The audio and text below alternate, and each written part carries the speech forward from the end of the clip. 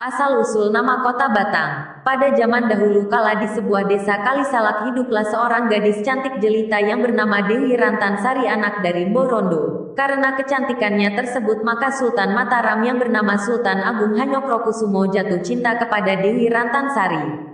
Ia menyuruh Bahu Rekso yang biasa dikenal bernama Joko Bau anak dari Ki Agung Cempalek dari Kesesi untuk melamar Dewi Rantansari. Sesampainya di kediaman Rantansari, Bahu Rekso terpesona dan jatuh cinta kepada Dewi Rantansari. Gitu pula sebaliknya Dewi Rantansari jatuh cinta pada Bahu Rekso.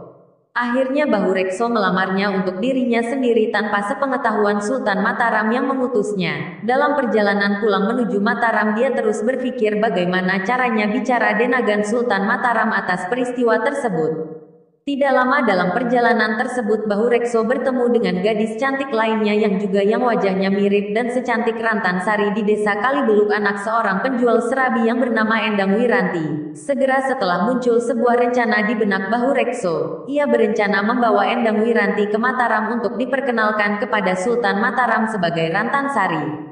Akhirnya diputuskan Bahu Rekso meminta Endang Wiranti menyamar menjadi Rantansari dan Endang menyetujui rencana tersebut. Sesampai di kota Mataram Endang dipertemukan dengan Sultan. Tidak lama Endang Wiranti jatuh pingsan. Sultan menjadi curiga atas kejadian tersebut. Setelah siuman dari pingsannya Sultan bertanya kepada Rantansari Gadungan. Endang Wiranti menjadi sangat ketakutan dan akhirnya berterus terang mengatakan yang sesungguhnya bahwa sebenarnya dia ini bukan Rantansari yang dimaksudkan Sultan, tapi adalah Endang Wiranti anak seorang penjual serabi dari desa Kalibeluk. Dia mengakui segala rencana yang disusun Bahu Rekso untuk menipu Sultan Mataram karena Bahu Rekso terlanjur jatuh cinta dan menikahi Dewi Rantansari gadis cantik yang hendak dipersunting Sultan Mataram.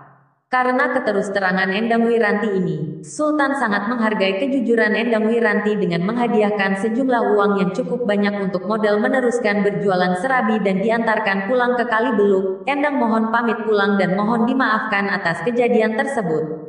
Sebagai hukuman atas kejadian kebohongan tersebut Sultan menghukum Bahu Rekso dengan tugas berat berupa membuka hutan lebat yang sangat berbahaya karena banyak dihuni jin dan setan dengan menebang pohon-pohon besar dan berperang melawan jin penghuni alas roban.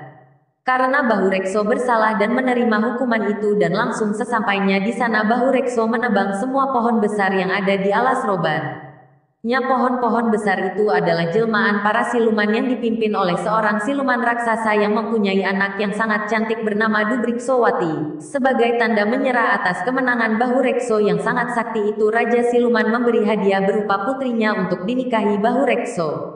Bahu Rekso menyetujui dan menikahi Dubriksowati dan memiliki seorang anak laki-laki yang diberi nama Banteng. Akibat dari penebangan pohon-pohon hutan yang besar-besar tersebut, maka banyak bangkai-bangkai siluman berupa batang-batang, istilah Jawa, yang terapung di sungai. Setelah hujan besar, sejak saat itu maka tempat tersebut disebut Batang yang sekarang disebut Kota Batang.